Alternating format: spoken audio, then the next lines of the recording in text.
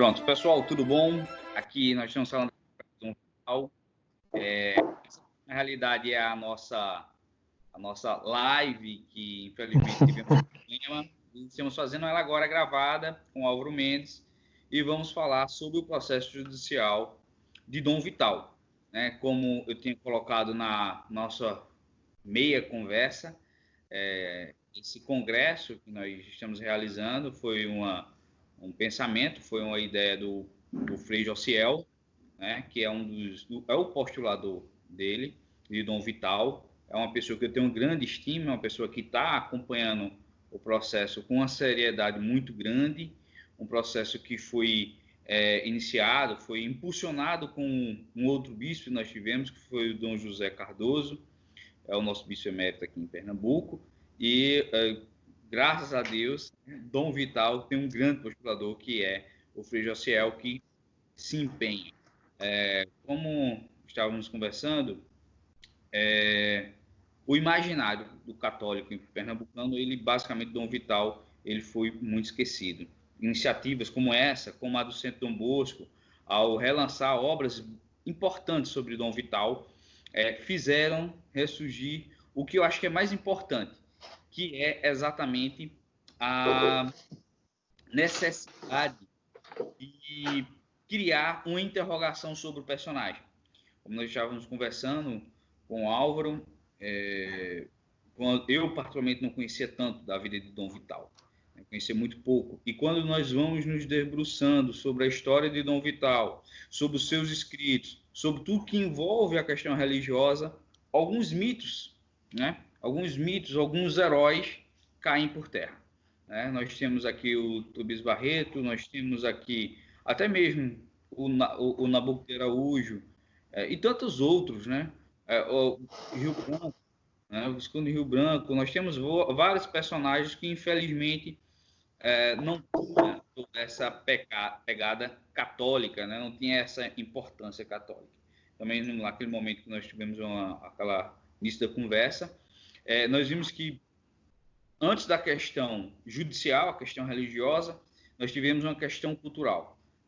Aqui, como nós vamos falar muito sobre a questão do processo judicial, nós não podemos esquecer da Universidade Federal, a Universidade de Direito daqui de Pernambuco, em que existia ali dentro um grande movimento, tanto no ambiente jurídico, como também no ambiente dos seminários, dois tipos de pensamentos muito claros, muito sensíveis, muito visíveis na realidade, que era um movimento em que encontrava-se um pensamento naturalista, um pensamento liberal, em que nós tínhamos a classificação, a divisão entre os liberais, os maçons e os naturalistas, e os positivistas.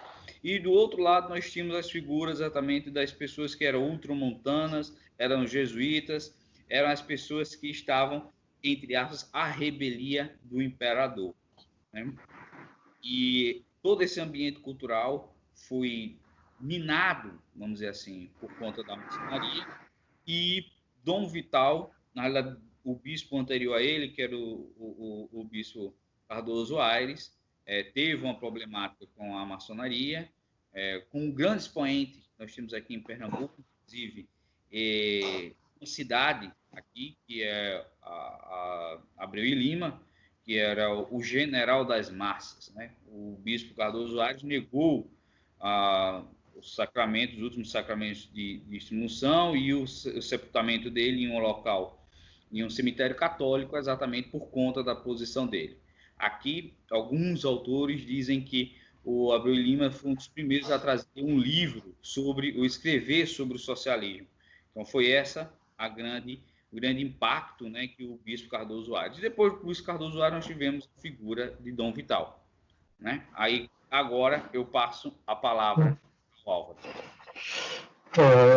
Bom, em primeiro lugar, boa noite para as pessoas que eventualmente vierem nos assistir, para o Jefferson, e dizer que realmente essa iniciativa da Semana do Dom Vital, ela é fundamental, é de extrema importância. Então, em primeiro lugar, eu também estenderia os parabéns para o Frei Josiel pela seriedade como tem tocado a causa, pela iniciativa da Confraria Dom Vital em trazer a história de Dom Vital para a internet, de fazer esse apostolado tão bonito em torno deste nome, que a gente sabe que muitas pessoas ainda não conhecem por uma falta de conhecimento histórico profunda. Então, normalmente, quando eu falo de Dom Vital, eu sempre gosto de colocar, pelo menos na minha classificação particular, ele como um dos 10 maiores brasileiros de todos os tempos. Por quê? Porque ele é um símbolo maior de uma era muito complicada no Brasil. Ele é o símbolo maior do século XIX, no sentido de como o Brasil foi abandonando a sua vocação católica, muito marcada na época da colônia, para longe da fé, para um caminho de cada vez uma degradação maior, em que no Império isso era muito forte e muito patrocinado pela maçonaria. E dentro desse sentido, Dom Vital ele é um baluarte de defesa da fé nesse processo em que tem sido muito colocado, e essa semana também ela tem sido uma semana muito especial para os envolvidos. Então, Dom Vital morreu no dia 4, e Dom Viçoso, que eu diria que é o terceiro maior nome da época, dentro do episcopado brasileiro, ele morre hoje, no dia 7. E a gente sabe que o dia de um santo ele é o dia da sua morte, que é o dia que ele é festejado. Então, dentro de um espaço de um intervalo de uma semana, a gente provavelmente tem 2 intercessores no céu, no dia 4 e no dia 7. E quando a gente fala, uma das coisas que é sempre muito importante contextualizar é que quando nós falamos que o Dom Vital ele era bispo de Olinda, ou que, por exemplo, o Dom Viçoso ele era bispo de... Escapou o nome da diocese agora, daqui a pouco volta. Mas quando a gente diz o nome que ele era bispo de uma determinada diocese, a gente está, na verdade, dizendo que eles eram bispos de vários estados ao mesmo tempo. Não era que nem hoje, em que você tem 300 dioceses e 300 bispos. O poder era muito mais concentrado, eram apenas 13 dioceses. Então, quando a gente diz que Dom Vital se levantou, Dom Macedo se levantou e Dom Viçoso também, nós estamos dizendo aí 3 de 13 já, né? E os outros também todos apoiaram. Então era um cenário em que realmente a qualidade do episcopado brasileiro era muito alta. Isso é algo de se orgulhar.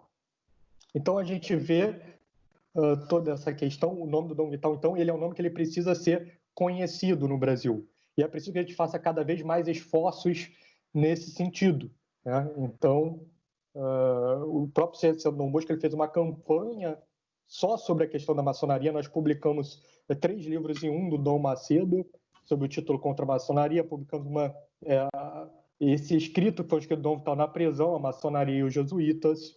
A própria biografia do Dom Vital, que eu estou com ela aqui próxima. Então, são livros que é importante que a gente tenha o acesso, aí leia e divulgue as histórias. E aí, para a gente conseguir entender a importância de Dom Vital, é preciso também colocar o Dom Vital dentro de um prisma histórico. Então, a gente sabe que, conforme dito, na colônia foi uma época de uma aliança muito bonita entre o Estado e a Igreja. Então, no Brasil, vigorava que os papas sempre sonharam para toda a humanidade, que é o conceito de Estado confessional católico, ou seja, a ideia de que os leigos são católicos e tratam do bem comum temporal. Você tem o poder espiritual que cabe à Igreja Católica, e o poder temporal apoia e promove a Igreja Católica, que é a Igreja verdadeira, de modo a favorecer a ida do homem ao céu. Então, essa configuração que numa nação ganha o nome de Estado confessional católico e que, quando ela se espalha para uma área maior, ela ganha o nome de cristandade, ela, em certo sentido, ela existiu de uma forma muito bonita no Brasil. Então, no Brasil colônia, o poder temporal e o poder espiritual estavam unidos para formar uma grande civilização cristã. E aí a gente sabe que essas coisas começam a se quebrar no Brasil a partir de certos movimentos decorridos da Europa. Então você tem uma influência cada vez maior da ideologia liberal, com autores que muitas pessoas conhecem hoje, como Rousseau e Voltaire, e esse processo ele é muito difundido através das casas maçônicas. Então, outra definição que eu gosto de colocar para que as pessoas entendam o problema da maçonaria é fazer uma comparação da maçonaria com os seminários. Então, assim como uma pessoa entra no seminário e se prepara para se tornar um padre, na maçonaria ela é um seminário de liberal. Você pode entrar católico, acreditar que a maçonaria é só uma instituição filantrópica, de que só quer o bem das pessoas, etc., mas ela ali vai ser imbuída de princípios liberais. E a partir do momento que ela evolui nessa doutrinação, que muitas vezes ela nem percebe, e vai tomando um ódio pela igreja, então ela vai galgando os pré-requisitos necessários para subir de grau, até eventualmente, no rito escocês antigo, atingir o grau 33. Então, esse ódio revolucionário que ele estoura na Europa inteira, e aí é na Europa inteira abalando o poder temporal dos reis, o poder espiritual do Papa, que vai desaguar na Revolução Francesa, no fim dos Estados Papais, na Revolução do Porto, ela vem para o Brasil. E ela vem para o Brasil através, principalmente, do Marquês de Pombal, que no século XVIII vai ser um dos maiores nomes da Europa e o homem mais forte de Portugal, e que vai perseguir os jesuítas até sua extinção, a sua supressão total. E quando os jesuítas são suprimidos, na década de 1770, o que vai acontecer no Brasil? Esse impacto vai ser muito forte, porque todo o sistema educacional estava na mão dos jesuítas. Então, de repente, quando os jesuítas são expulsos da colônia brasileira, do dia para a noite o Brasil ficou sem sistema educacional. Então, isso representou, por um lado, 100 anos de atraso para a nação, foi talvez o fato que mais violentou a história do Brasil, e, por outro, implicou numa mudança de mentalidade cada vez maior. Você vai saindo de uma mentalidade católica para uma mentalidade liberal. E essa mentalidade liberal é a mentalidade que a gente sabe que vai fundar o Brasil. Então, o Brasil que nasce é um Brasil que trai a sua vocação, então, de Reino Unido, de Portugal, Brasil e Algarves católico, para um império cada vez mais maçonizado. E como a gente sabe, onde a maçonaria se institui, ela naturalmente elege a Igreja Católica como a sua maior inimiga e persegue até a extinção. Então, isso foi em todo o continente americano e todo o continente europeu. No México, por exemplo, isso estourou na Guerra Cristera, no Equador estourou na morte do Gabriel Garcia Moreno, e no Brasil estourou na chamada questão religiosa, que é o objeto que tem sido discutido nessas semanas de lives. Então, o que foi a questão religiosa? É basicamente um processo de perseguição que é cada vez maior e que ela vai estourar em 1872. E esse processo de perseguição ele é muito claro. Então, a todo o momento, o Império Maçonizado tenta passar legislações de forma a acorrentar cada vez mais a Igreja. Duas das ordens executivas, que são os avisos, eles são muito singulares nesse sentido. O primeiro é o aviso de 1855, que ele proíbe o ingresso de novos religiosos em ordens religiosas, de novos noviços.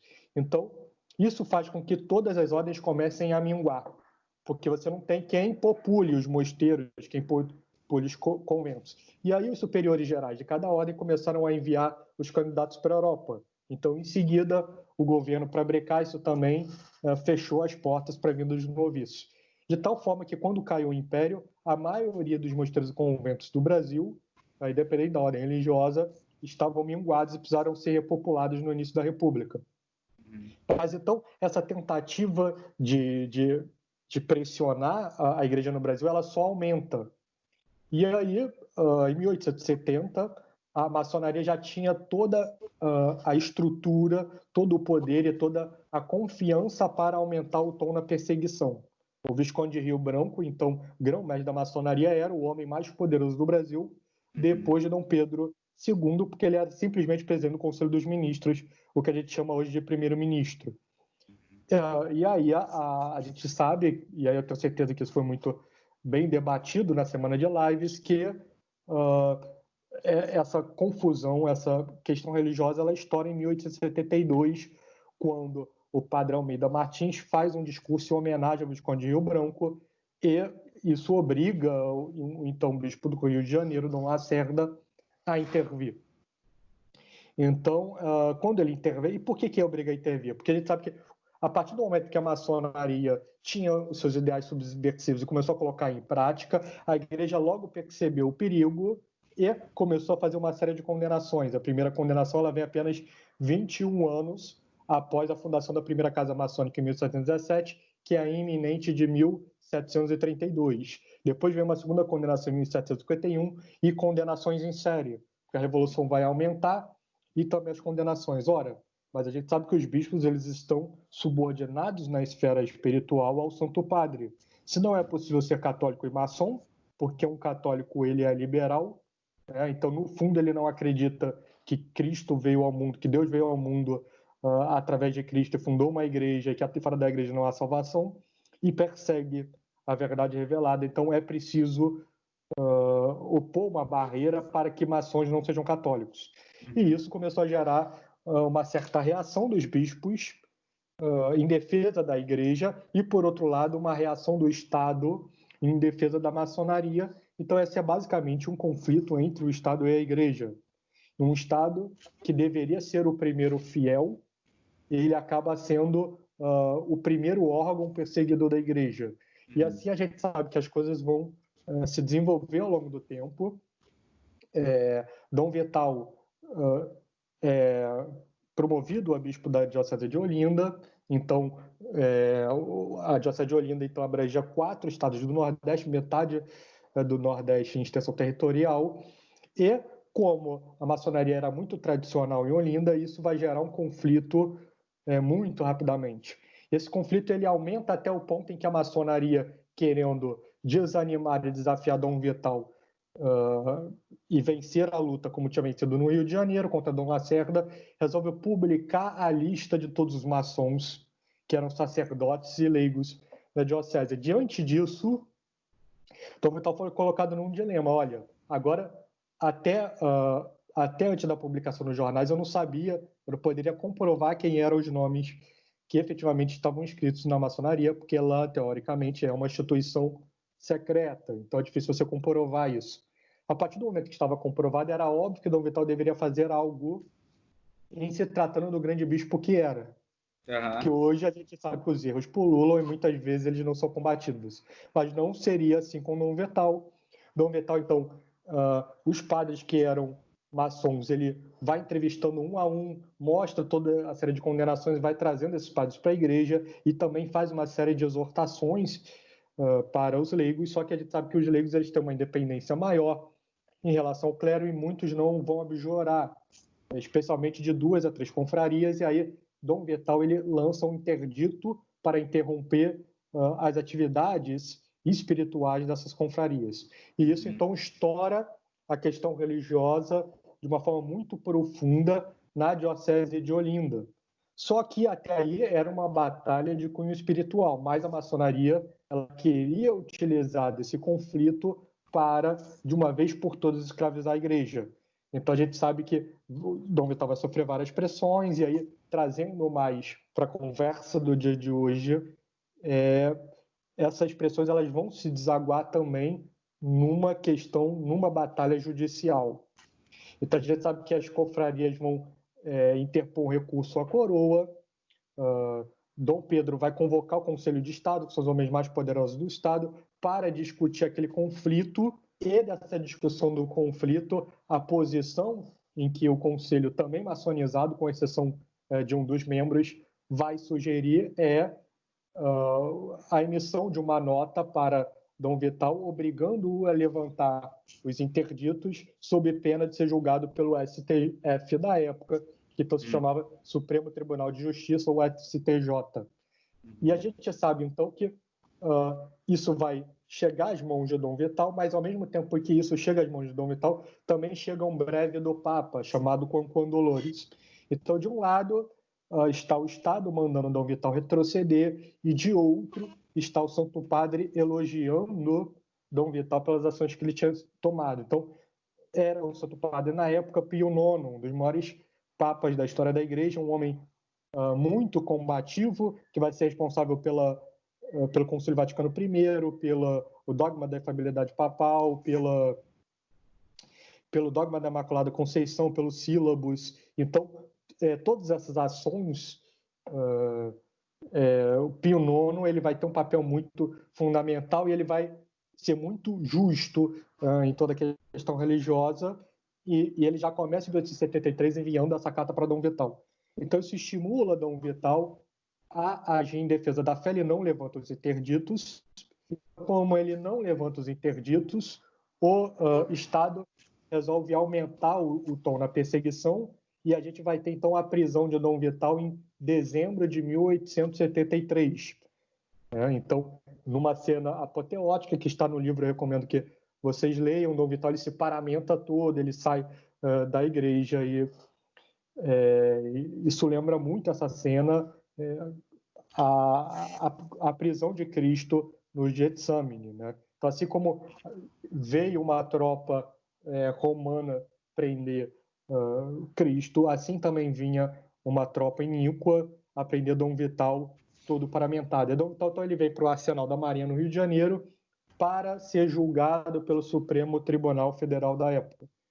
E esse julgamento, então, está marcado para fevereiro de 1874, e eles antes mandam uma nota, né, com toda a acusação, para que Dom Vital emitisse uma defesa. Dom Vital ele resolve não reconhecer aquele tribunal injusto, e na sua resposta ele simplesmente escreve as palavras de Mateus capítulo 26, versículo 63. E Jesus aussem tacebat, que é Jesus, porém, permaneceu calado, que foi a postura de Cristo diante do julgamento injusto após o momento em que ele foi preso no Getsemane. Então, a gente tem esses cenários meio que repetindo, e então, depois dele não ter essa resposta, a gente entra no final de fevereiro de 1874 para o julgamento. Então, no julgamento também a gente vai ter cenas memoráveis. Uma delas ela se dá no primeiro dia, né, que Dom Vital ele entra, Dom Lacerda, que é o bispo do Rio, ele vai acompanhar Dom Vital nos 2 dias, e Dom Vital ele entra, a gente sabe que o Supremo está todo posto, e um homem muito próximo do Supremo, que era o conselheiro Pedreira, que era como se fosse o braço direito, que é nomeado em todos os livros da questão religiosa, ele percebe que a maçonaria, de propósito para provocar, colocou Dom Vital numa cadeira muito humilde, ele vai dar a sua poltrona para Dom Vital. E aquilo gera uma comoção, porque as galerias estão lotadas, ele se ajoelha e beija o anel de Dom Vital. Um homem que está lá na plateia, que se chama Jerônimo, se interessa pelo conselheiro Pedreira, porque ele é do partido de Dom Vital, e vai conhecê-lo. E aí visita a família do conselheiro Pedreira, conhece a sua filha, que é a Zélia. Ambos se casam e eles vão ter 9 filhos. Dos 9 filhos, 3 homens e 6 mulheres. Os 3 homens viraram padres, as 6 mulheres viraram freiras. E depois que o Jerônimo morreu, ainda a Zélia virou irmã e tem o processo de canonização aberto. Então vejam que ato bonito, é sempre importante lembrar, do conselheiro Pedreira no primeiro dia do julgamento, que me parece que está muito ligado às bênçãos que Deus ofereceu para sua descendência, né? Tendo uma filha serva de Deus e 9 filhos padres ou irmãs. Então, o processo, a todo momento, Dom Vital ele não reconhece o julgamento é iníquo, então ele nem defesa procura instituir. E aí a defesa ela precisa se prontificar. E aí 2 grandes nomes do catolicismo no século XIX vão se prontificar para defendê-lo, que é Cândido Mendes de Almeida e Zacarias de Góes de Vasconcelos, 2 grandes intelectuais, 2 políticos católicos da época. Então isso é muito importante frisar, porque as pessoas elas tendem a colocar muito nesse discurso revolucionário, tentar contemporizar certos ídolos do liberalismo atual, dizendo que antigamente, para você ter uma posição de destaque no Brasil, você precisava se filiar à maçonaria.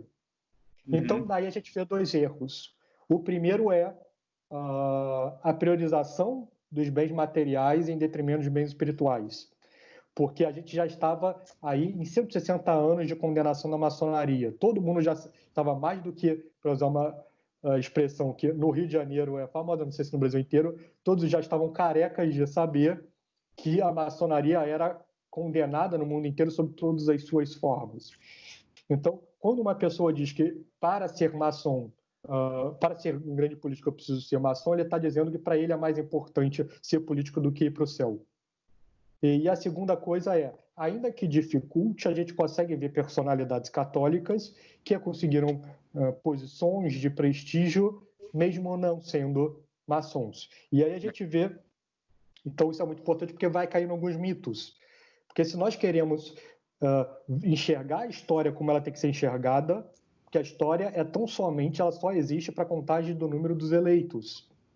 Então, a grande visão da história é a cidade de Deus versus a cidade dos homens. E a gente precisa perfilar esses homens do império entre aqueles que se alistaram na cidade dos deuses e entre aqueles que se alistaram na cidade dos homens. Pela cidade dos homens, me parece que Dom Pedro I, Dom Pedro II, José Bonifácio e Visconde de Rio Branco são grandes personalidades. Pela cidade de Deus, a gente tem Dom Miguel, Dom Vital, Princesa Isabel e outro conjunto de lideranças católicas.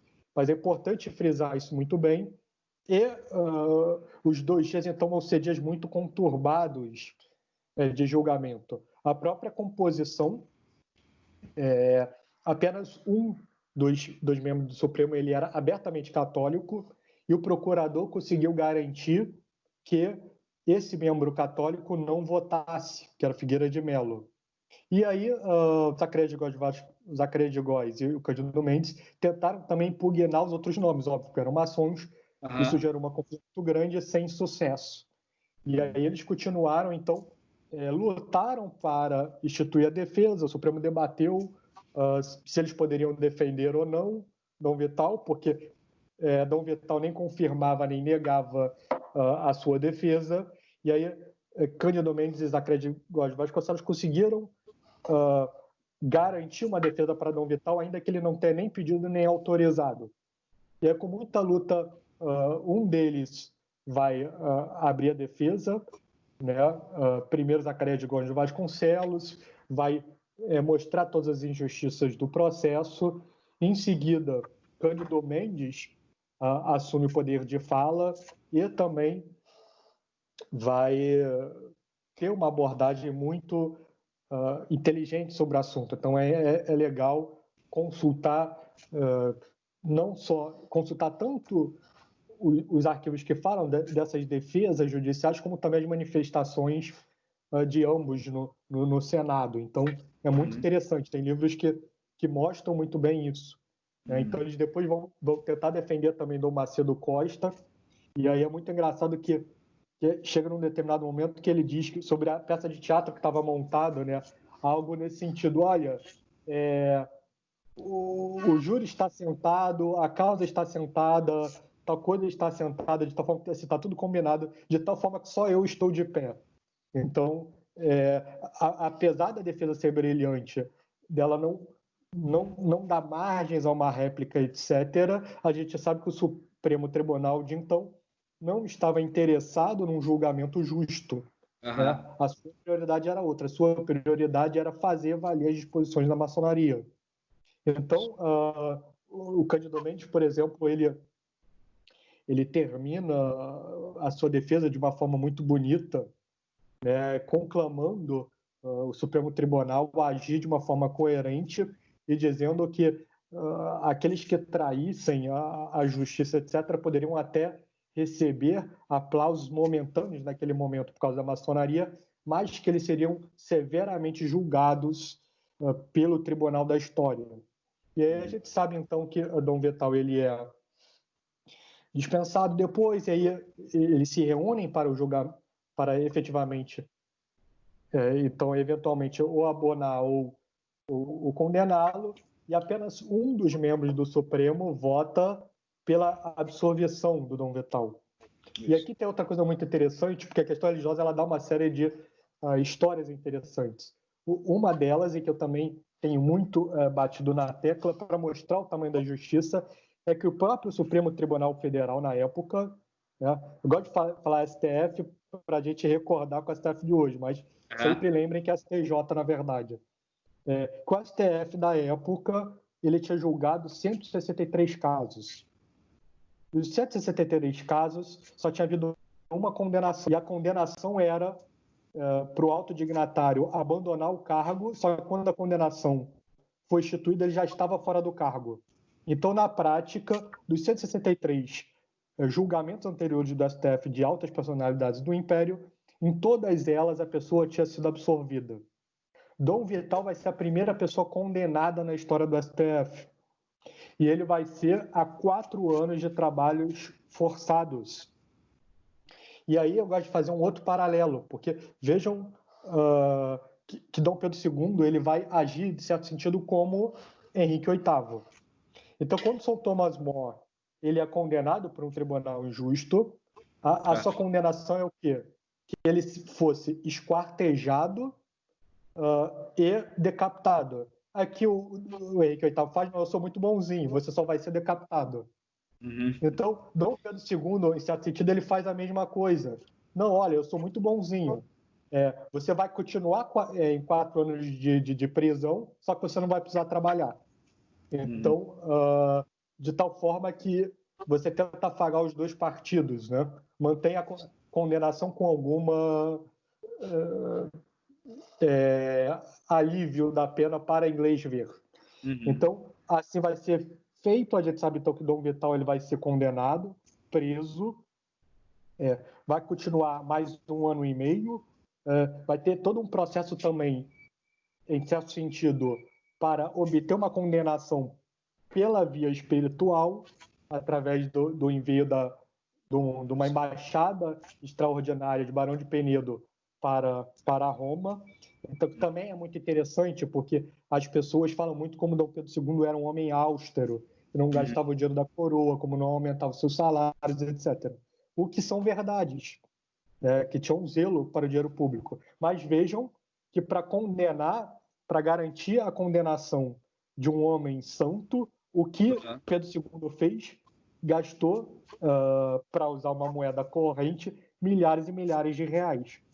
Ele financiou uma embaixada de Londres extraordinária para o Brasil, para Roma, para garantir uma condenação espiritual, para tentar essa garantia que a gente sabe que vai fracassar miseravelmente, porque a partir do momento que Dom Vital é preso, Dom Macedo Costa é preso, os seus governadores da diocese são colocados no lugares, são presos, começa a existir uma certa reação católica.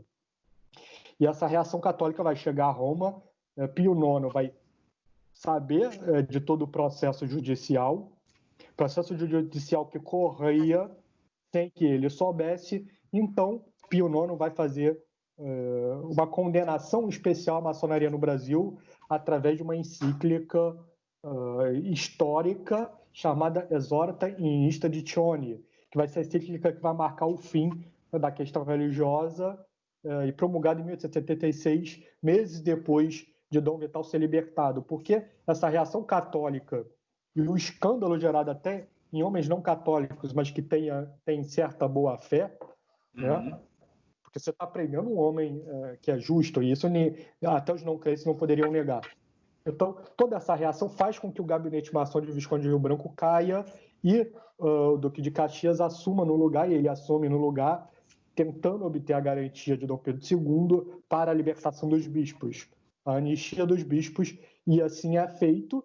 E meses depois vem o Santo Padre Pio IX com a encíclica encerrando a questão religiosa. Então, a gente vê que toda a marca em torno do julgamento, ela mostra como este é um dos julgamentos mais injustos da história da humanidade. Né? E como toda a injustiça, eu diria que ela tem um certo ar de nostalgia, um ar de beleza, né? Porque é o herói que diante da injustiça não se curva. E quantas vezes a gente viu isso na história da humanidade? A gente vê com Cristo o modelo do homem santo que é crucificado, mas a gente vê também entre os pagãos, com Sócrates, que é condenado justamente pela polis a tomar um veneno e que enfrenta a morte com destemor. E a gente também vê isso com São Thomas More, que que, para não renegar a fé, ele aceita a execução, e com o cardeal João Fischer, e com tantos homens valorosos na história. E o Brasil, ele também vai colocar joias nessa coroa de martírio e de confessores de fé, nessa grande e bela coroa que é a coroa desses grandes homens virtuosos, e que muito sofreram para que a fé chegasse aos dias de hoje. Então, isso é muito importante, porque a gente tende a olhar para a história, olhar para aqueles belos feitos na Europa e achar que no Brasil a gente não gerou homens desse calibre. Mas quando nós estudamos a história do Brasil, a gente sabe que nós também fizemos homens desse calibre e homens em profusão, né? Então, se a gente não conhece mais o nome desses homens, é porque vivemos nos últimos 70 anos de uma crise inigualável. Então, isso faz com que todo o conhecimento histórico do Brasil ele se perca em certo sentido. Hoje, no Brasil, parece que as pessoas acham que o Brasil ele começou na década de 80 com a redemocratização. Isso. Então, tipo, é como se o regime militar fosse o pecado original, e aí Adão e Eva sai do paraíso e aí você começa a história do Brasil. Não, mas a gente tem antes aí 450 anos de uma história muito bela, em que você tem grandes homens em todos os séculos. Então, desde a colônia, desde o processo de descobrimento até o Império. E também no início da República. Exatamente. O engraçado, Álvaro, é como eu disse lá no início, quando a gente começa a estudar mais profundo, principalmente a história de Dom Vital, nós vemos como é visível o pensamento liberal, um pensamento modernista, que já estava, de alguma forma, sendo implantado, principalmente nesses grandes homens que nós temos. Por exemplo, quem fazia parte do Conselho de Estado era o Nabuco de Araújo, que é o pai de Joaquim Nabuco, né? E Nabuco de Araújo, no primeiro parecer que ele que é dado, que é solicitado sobre a questão religiosa, ele coloca um ponto, esse dado, qualquer pessoa pode encontrar no Estadista do Império, se eu não me engano. A primeira frase que ele pergunta, são feitas em perguntas, né, o parecer. E a primeira pergunta é: se o bispo, se ele é ou não um servidor público, né? E o Nabuco de Araújo diz que, devido aos recebimentos do tesouro, o bispo ele é um servidor público. Então, como ele é um servidor público, ele deveria obediência a quem lhe pagasse, né? Ou seja, à União, ou no caso, ao Império. E o engraçado é que esse ponto foi defendido de maneira brilhante por Zacarias Vasconcelos no Supremo Tribunal de Justiça da época. Isso. E essa defesa, qualquer pessoa consegue encontrar no site do Supremo. E a primeira coisa que o Zacarias fala, ele diz o seguinte: olha, se o bispo ele é servidor porque recebe dinheiro do império, dinheiro da fazenda, vamos dizer assim, nós, deputados, senadores, também somos empregados do império. Ou seja, ninguém poderia votar contra o imperador em demandas ou em solicitações dele, porque nós também recebemos.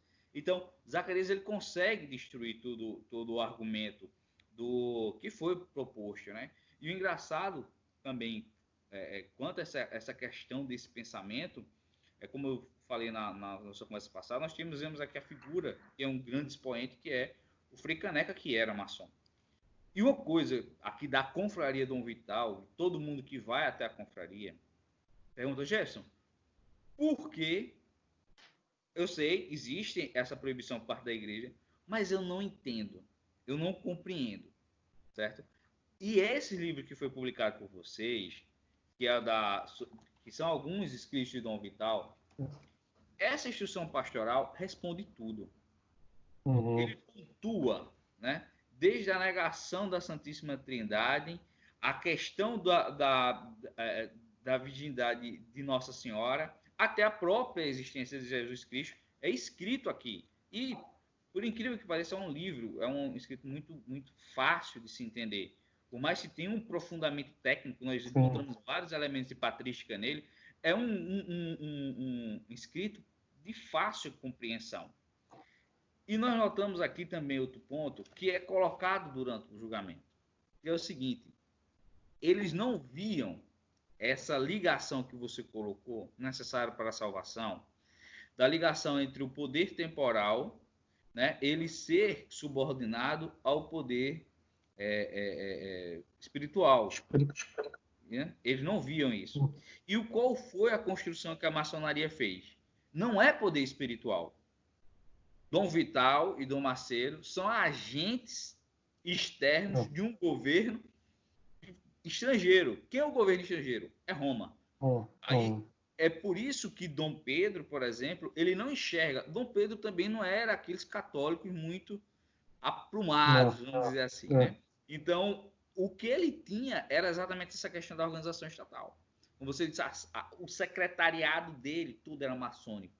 Então, as ideias, quando chegavam a ele, eram ideias já totalmente formais nesse âmbito liberal, nesse âmbito em que, olha, o que está existindo na realidade é uma rebeldia, é um ataque que está existindo de uma autoridade estrangeira sobre o seu território.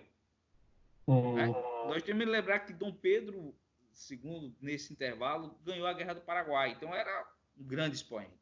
E não poderia ser, entre aspas, rebaixada por um menino de 27 anos. Né? Dom Vital foi nomeado com 27 anos. Né? O próprio Nabuco de Araújo também coloca que, internamente, quando houve essa discussão, ele se sentiu ofendido com Dom Vital e Dom Macedo, por quê? Ele disse, olha, fui eu que nomeei eles. Né? Porque naquela época tinha que ter o que a gente chama no direito de elemento composto, ato composto, que é a união de duas vontades para formar uma. Então, o Santo Padre indica e o imperador confirmava isso e fazia a união para a declaração. Então, ele se sentiu extremamente ofendido, porque ele disse, olha, como é que eu nomeei e hoje eu estou recebendo esse ataque fervoroso? Dom Vital, nesse livro também, ele coloca que o uso da máquina publicitária da maçonaria, isso é extremamente importante. Porque aqui em Recife, por exemplo, quem conhece a Igreja da Soledade, tem um prédio azul grande, imenso. Ali funcionava o principal jornal de defesa de Dom Vital, que era a União. Entende? E aquele jornal foi basicamente depredado pela maçonaria, quando houve as cartas, os pronunciamentos de Dom Vital. Então, e no processo judicial, tudo isso foi levado à tona por Cândido Menezes. Entende? Então, toda essa construção no processo judicial foi colocada de maneira pontual. O Zacarias tem um ponto muito interessante durante a defesa, que é sobre o que a gente chama de denúncia genérica. O que é a denúncia genérica? É aquela em que eu englobo tudo. Eu pego metade do Código Penal e digo, olha, ele cumpriu, ele violou todas essas penas.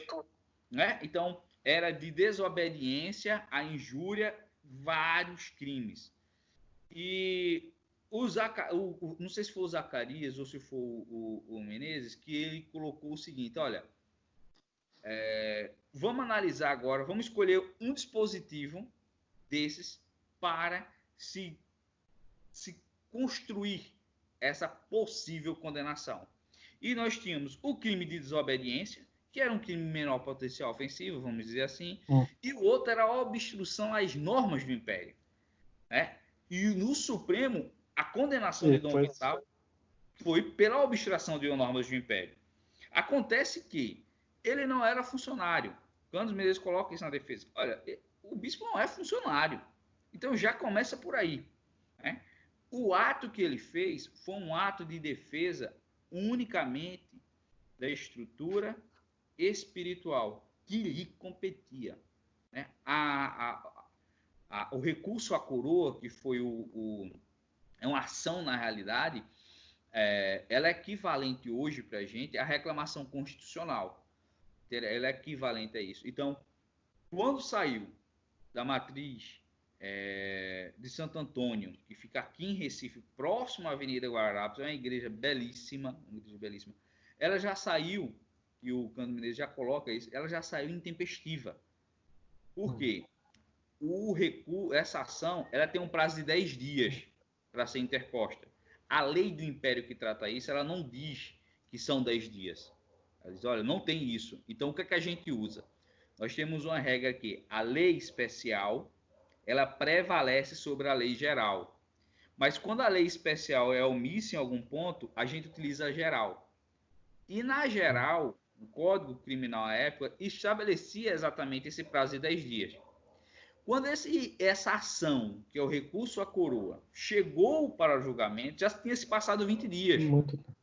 Então, já estava intempestivo de todo o tempo, de todas as formas. Né? O Oliveira Lima, ele fala que esse julgamento foi um dos maiores desastres do Império, foi a questão religiosa. Eu tenho muitos amigos que tem, assim, que são saudosistas do movimento da monarquia, e geralmente, quando nós entramos em discussão, nós chegamos a esse meio termo sobre a questão religiosa. Eu tenho que existiram, claro, outros fatores, mas a questão religiosa, ela foi assim, infelizmente, fundamental para a queda do Império. Porque nosso elemento católico, a nossa religião católica, era o elo de ligação de toda a sociedade. O que a maçonaria conseguiu foi uma coisa bárbara, se não dizer diabólica. Por quê? Ela conseguiu uma estrutura midiática, ela conseguiu trazer a república e conseguiu criar, dentro da estrutura de Estado, mais um tipo de partido, né? Porque antigamente nós tínhamos os conservadores e nós tínhamos os liberais. E depois nós tivemos os conservadores, os liberais e os progressistas, né? Então vamos dizer assim, se fôssemos colocar hoje, não dá para colocar, porque até mesmo os progressistas daquela época, eles tinham mais cultura, tinham mais tudo do que os de hoje. Mas os progressistas seriam o PSOL. Esse foi o resultado final de toda essa vinculação dessa atividade maçônica durante o Império.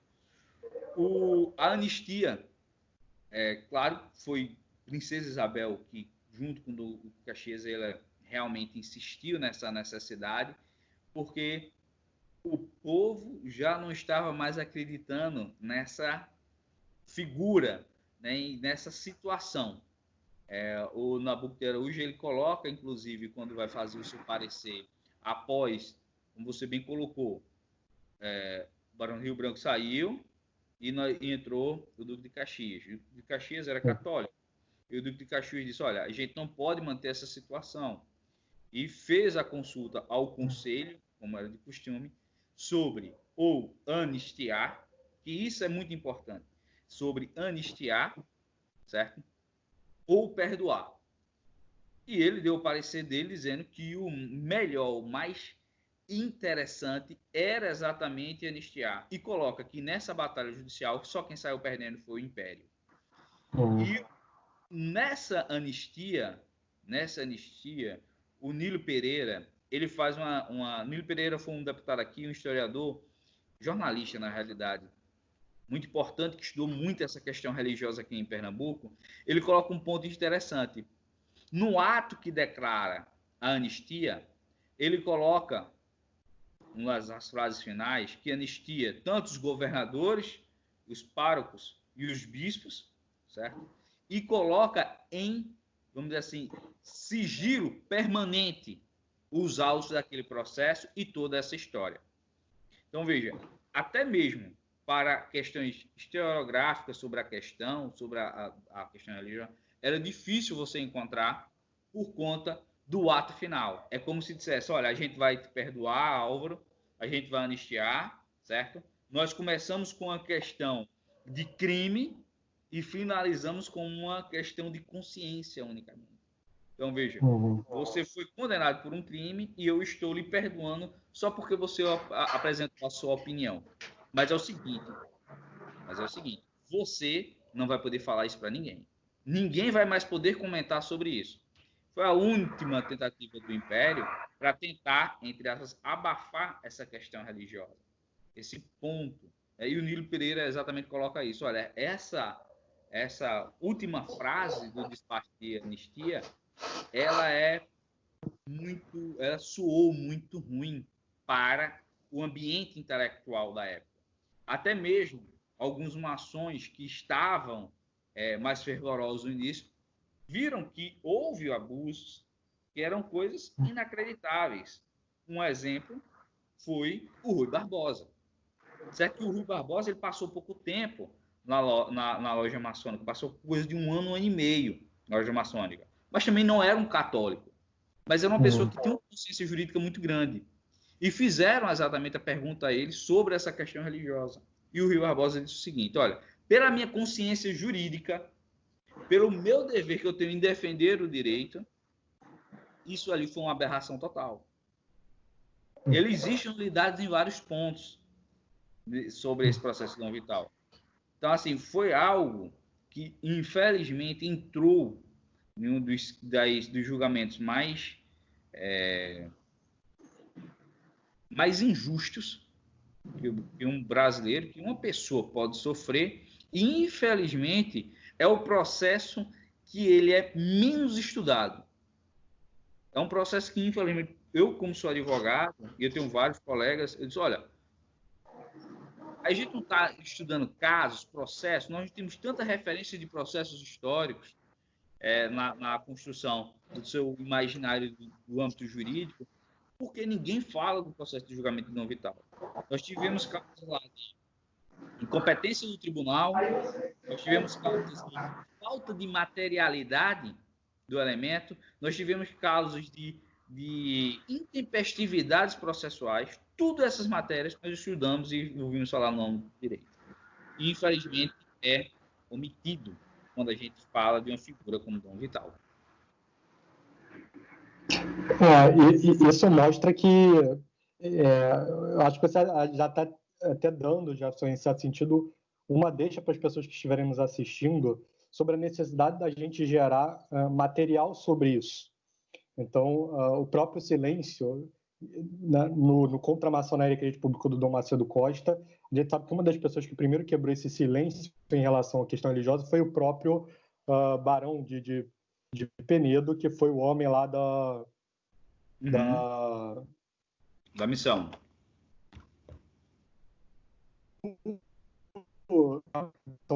E aí, graças a isso, o Dom Macedo Costa ele faz todo um trabalho de levantar os documentos nas fontes primárias e publica livros volumosos. Um deles está dentro desse conjunto de livros que a gente publicou, etc., que é muito importante. Então, isso entra muito no papel do que a maçonaria fez e do que os católicos podem fazer. Então, a gente sabe que o próprio livro que você muito bem mostrou, que Dom Vital escreveu da prisão, Maçonaria e os Jesuítas, o que ele diz? Ele diz basicamente como naquele momento duas forças se batiam no Brasil como se batiam no mundo inteiro. Então, como a grande força de defesa da igreja estavam os jesuítas, e como a grande força da revolução a maçonaria. Então, por isso que a maçonaria e os jesuítas, os grandes rivais do século XVIII e XIX. Então, assim como a maçonaria expulsou do meio universitário e aí ele se infiltrou. Não sei se você pode me confirmar, mas eu estava conversando com uma menina que vai muito ao CDB Brasília, que é irmã de um rapaz do CDB Rio, e aí falando sobre as constituições do México que desaguaram na questão religiosa do México, que é a Guerra Cristera, parece que tem uma das constituições que é a Constituição que é dada como modelo nas faculdades, que é a Constituição de Querétaro. Isso. Então, assim, a gente vê que a Revolução coloca esse tipo de pauta para dentro da universidade. Isso. Assim como a Revolução coloca, para quem faz direito, seria muito importante que toda essa questão religiosa ela virasse trabalhos dentro do campo de direito, né? Virasse TCC, tese de mestrado, de doutorado. Eventualmente, eu sou um professor de direito, então eu quero dar um exemplo sobre alguma injustiça, sobre alguma questão, eu posso apresentar este caso para os meus alunos. Então, assim como existe todo um trabalho de elevar as almas para a perdição nessa vida ir para o inferno na próxima dentro da universidade, a gente precisa também fazer um caminho inverso de restaurar a universidade para formar um homem que consiga, num objetivo menor, ser um homem produtivo, no objetivo acima moral e no objetivo mais acima de tudo, porque é o principal, um homem espiritual. Então, esse tipo de caso ele é muito importante para ser abordado dentro da universidade, porque é a universidade que forma os quadros das futuras gerações. Então, se a gente tem juristas realmente católicos, a probabilidade de que erros dessa magnitude voltem a acontecer vão diminuir, porque naturalmente vai ser menos uma pessoa a cometer injustiça quando ele tiver que julgar eventualmente algum caso que está em suas mãos. Com certeza. Então, A questão da universidade jurídica, né, Universidade de Direito, é que a maioria, não vou dizer todos, existem livros muito bons. Por exemplo, eu terminei agora há pouco tempo de Ricardo Tippe, que é um jurista conhecido de vocês, é um grande jurista, é uma pessoa magnífica, mas são livros escassos, pequenos, porque no âmbito do direito, o marco é a Revolução Francesa, entende? Então, assim, se o marco da liberdade, o expoente do direito foi a Revolução Francesa, o que vai ser construído daqui para lá não vai ser nada bom, entende? Não vai ser nada bom. Então, assim, nós retiramos do estudo do direito figuras como Santo Agostinho, Santo Tomás de Aquino, nós retiramos, sei lá, a Escola de Salamanca, numa determinada parte também dela, e toda essa retirada do elemento católico, do elemento cristão, para um elemento revolucionário. Positivista. Exatamente. Então, aí a lei ela deixa de ser algo do céu para ser algo da vontade humana, e aí vai ser só caos, né? Exatamente. É onde nós temos a figura que é uma religião, não é um ponto atécnico ou sem nenhum elemento científico, mas o positivismo ela é uma religião. E o nosso ambiente ele tem esse apego ao positivismo. Não é a questão do direito positivo. O direito positivo nós até aceitamos, né? Existe a necessidade do direito positivo, mas o positivismo, como elemento de ideologia que vai construindo tudo isso, é o que possibilitou, por exemplo, a figura de uma condenação como a Dom Vital. Claro que não em um formato como nós estamos enxergando hoje. Mas o processo de Dom Vital, você vê que é exatamente uma mentalidade já formada em que o Estado é que deve operar e que a justiça é aquilo que eu falo, não é aquilo que já está na lei. Exatamente, não é o que está posto por um elemento transcendental e divino que deve ser a base para a construção dos demais.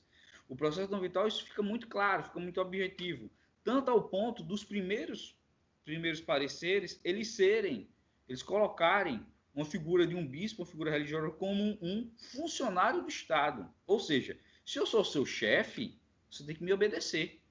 Tem que fazer o que eu mando. Quando nós temos exatamente que o positivismo permite isso, é colocar o Estado acima da religião, acima do catolicismo, ao ponto do catolicismo ele desaparecer, né? E que o Estado regule tudo isso. Tem um autor que apresenta muito bem isso, que é Monsenhor Sergu, né? Escola Sem Deus. Escola Sem Deus, ele coloca como essa necessidade da figura de Deus é importante para o elemento educacional, para que no futuro os operadores da educação, né? As pessoas que vão trabalhar com isso, eles tenham fontes seguras dos próprios limites. Mas a maçonaria exatamente prega o oposto. É uma liberdade utilitarista, né? Olha, você é livre desde que não incomode o Álvaro.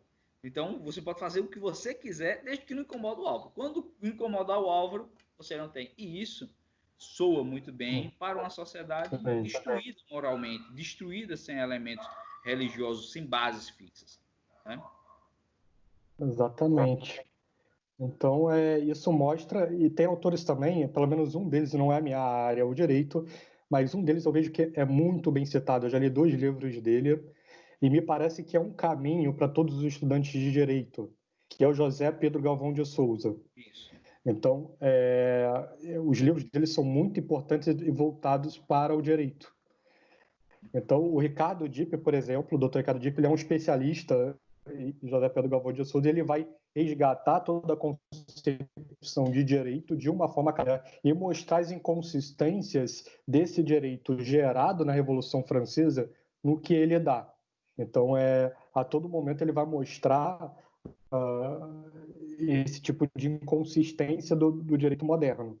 E aí eu acho que é muito importante, né? Tanto ele quanto um intelectual que já é mais jovem, mas que é muito bom também, Guilherme Freire, o José Pedro Galvão de Souza, e mostra até que muito da maturidade intelectual de direito dele foi quando ele descobriu os livros de José Pedro Galvão de Souza jogados numa caixa dentro da faculdade. Então é isso. Os grandes autores hoje eles estão jogados numa caixa. As pessoas que estão assistindo a gente têm que ter essa iniciativa de buscar as grandes histórias e os grandes autores para restaurar a verdade em cada área do conhecimento.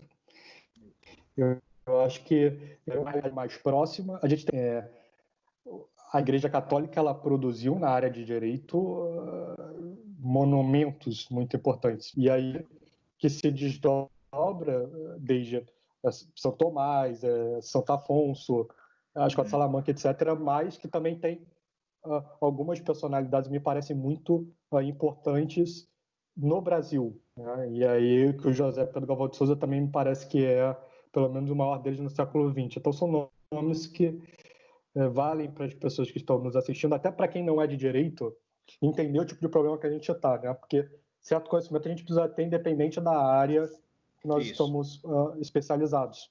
Então, nesse sentido, é muito importante mesmo que as pessoas se aprofundem nele. Isso é verdade. O José Pedro Galvão de Souza é um gigante, né? Infelizmente, um gigante esquecido. Né? Eu tenho os livros de José Pedro Galvão de Souza, são livros espetaculares. Ele tem um livro que é sobre o totalitarismo e conversamos com o professor Ricardo Dipp sobre o Estado tecnocrático. Né? Conversamos com ele sobre o Estado tecnocrático e ele faz uma advertência muito, muito interessante, Ricardo Dipp. Ele diz, olha, Jefferson, no Estado tecnocrático, na realidade, não existe mais juristas. Não existe mais a pessoa que está preocupada com a justiça. Não é mais isso que é preocupado. O que existe no Estado tecnocrático, um jurista tecnocrático, é o cara que sabe cumprir regras. É a pessoa que sabe organizar de maneira lógica determinado assunto. Mas se você perguntar, certo, mas se você seguir essas regras, você vai conseguir o essencial de justiça? Vai dizer, não, mas justiça não é mais com a gente. No momento em que o direito se separou da justiça, várias situações são possíveis e, por incrível que pareça, em situações de normalidade, são inimagináveis. Né? Então, quando tem essa separação, esse conceito, esse elemento de justiça, o direito ele passa a ser apenas um dado mecânico, um robô. Né? Eu só preciso somar e ver o resultado final e apenas isso. Porque e aí o positivismo realmente é muito disso, aquela ideia de que você está na lei, eu preciso cumprir, né? Então é como se a lei fosse o novo Deus. E a gente vê como isso abre portas para o grande número de justiças que tem ocorrido no Ocidente, e aí desde o momento em que esses ideais liberais revolucionários começaram a ganhar projeção. Então, casos que são muito bem citados são, por exemplo, os casos sobre o regime nazista, né? O quanto os soldados iam lá e cumpriam ordens iníquas, e quando eles forem se defender em Nuremberg, o grande argumento era: eu estava cumprindo a lei.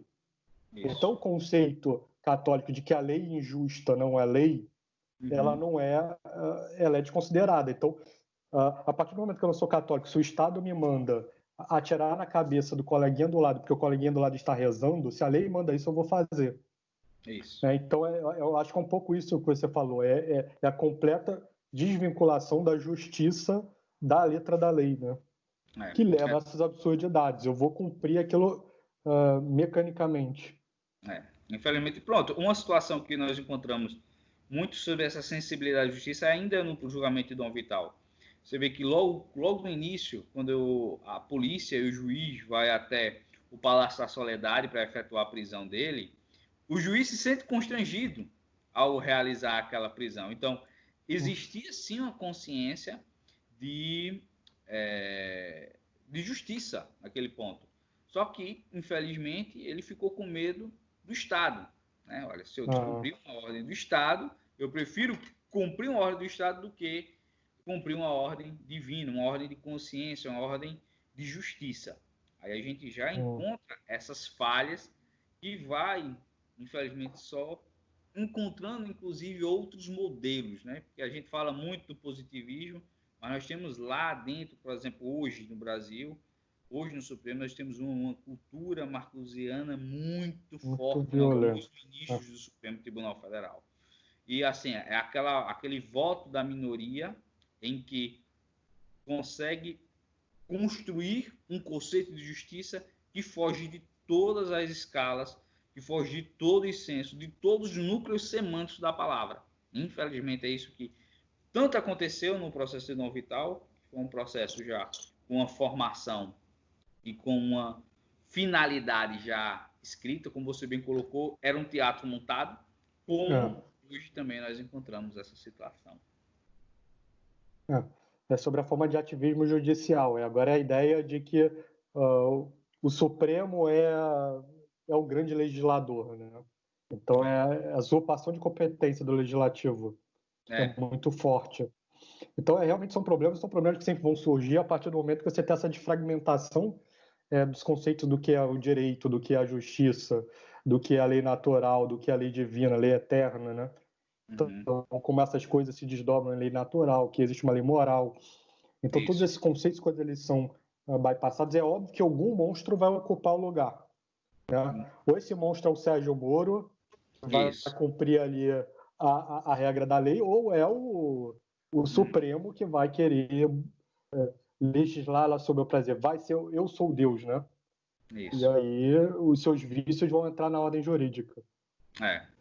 A situação do Supremo é muito complicada porque, por exemplo, a questão do ativismo, que ele foi importado por um professor de direito, não tínhamos isso aqui, nós tínhamos mais o positivismo ou o legalismo, que é aquilo que está escrito na lei, se interpreta de maneira gramatical. Aí um certo professor trouxe essa ideologia linda que é o ativismo. Não, ele vai estar fazendo de acordo com os princípios, com os valores, algo que o legislador não teve coragem de fazer. Né? A ideia, né? A hipótese era até boa, né? Vai estar concretizando alguns direitos.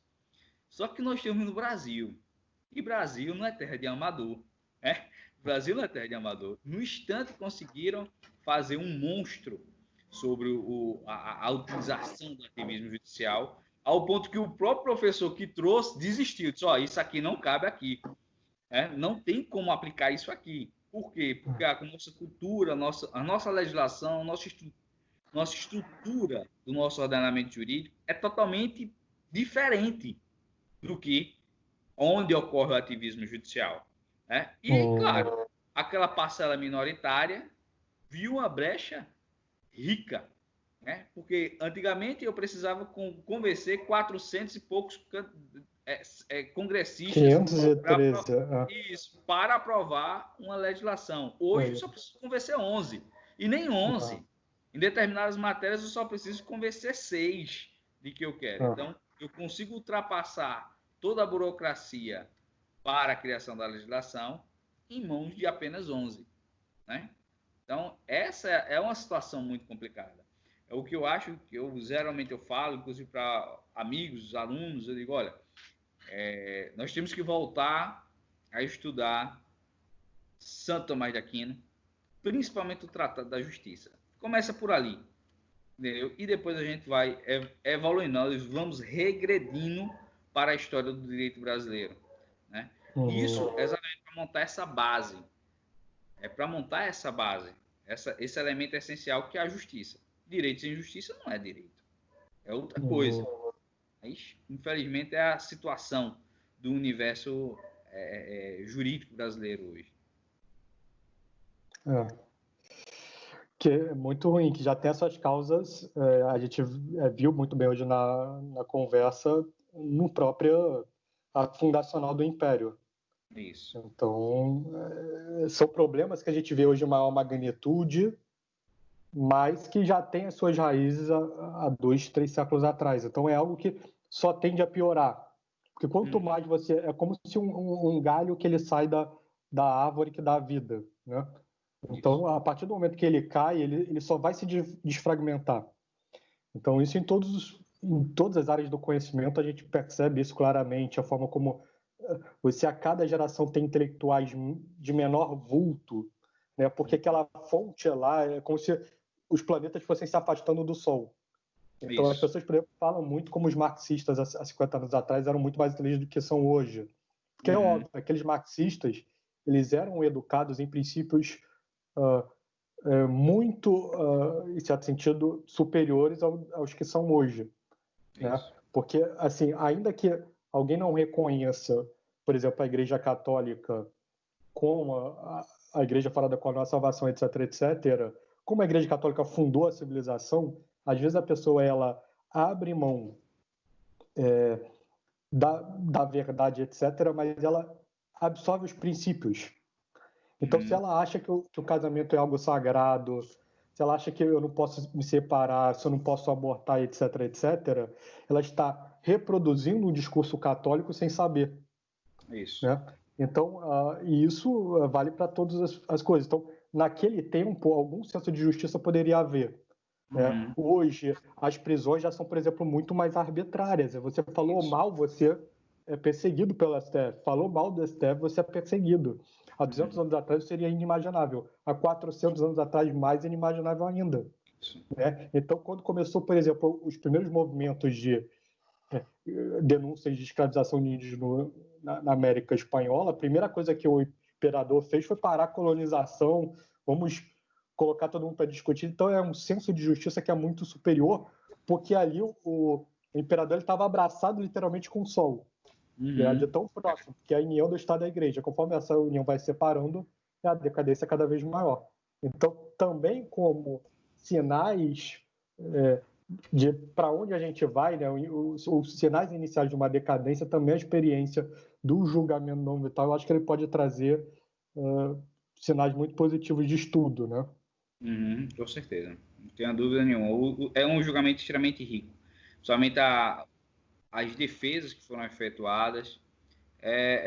Como eu disse, infelizmente, é um julgamento que não é estudado, não é um julgamento que ou é visto de maneira parcial, e em alguns livros de história do catolicismo brasileiro, a questão religiosa é colocada em 3, 4, 5 folhas, que é um absurdo. Não tem como você reduzir toda essa estrutura que mexe em toda uma estrutura de Estado. Mexeu com o poder do império, mexeu com a convulsão social, mexeu com o âmbito jurídico, mexeu com basicamente com tudo, as relações internacionais, e ficar reduzido a tão poucas páginas alguns livros novos, alguns livros recentes. Isso é muito triste. Aí é por isso que é importante esse diálogo, esse tipo de produção intelectual. Sim, me parece que eu diria que o mais importante.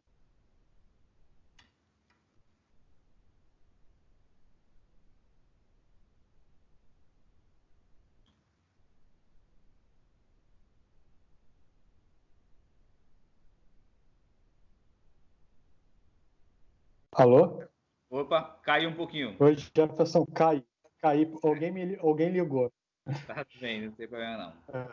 Aí, mas como a gente estava dizendo, então é a ideia do julgamento, que é o julgamento mais importante da época do Império, na minha visão. Então, isso mostra para a gente o quanto ele realmente é um objeto de estudo. Então, eu acho que se a gente fosse apontar quais são os julgamentos, pelo menos assim, na minha opinião, de quem não é da área de direito, mais importante da história do Brasil, esse julgamento que envolve a questão religiosa, não só o Dom Vital, mas o Dom Macedo Costa também, e na República Moderna, toda a série de julgamentos em relação ao mensalão, que são quebras de paradigmas, é como se você tivesse num certo platô e aí, de repente, um julgamento para a nação, né? Então, como como o julgamento da questão religiosa parou o Império, o mensalão ele parou a República. É. Então, são casos que eles precisam ser realmente estudados. Concordo. Felizmente. Álvaro, tem mais alguma colocação? Já estamos aí em mais de 1 hora. Por mim, é só agradecer. Então, parabenizar pela ação da semana em relação às lives do Dom Vital. Para as pessoas que eventualmente estão tendo o primeiro contato com o Dom Vital, e exorto também para que conheçam, é muito importante que a gente conheça a história do Brasil, conheçam os grandes vultos, né? Então, é muito importante, porque uma grande nação ela se faz com grandes nomes, com grandes modelos de intelectuais, isso passa por isso também, né? Então, o Chesterton ele tem uma frase famosa que ele diz algo mais ou menos assim, Roma não foi a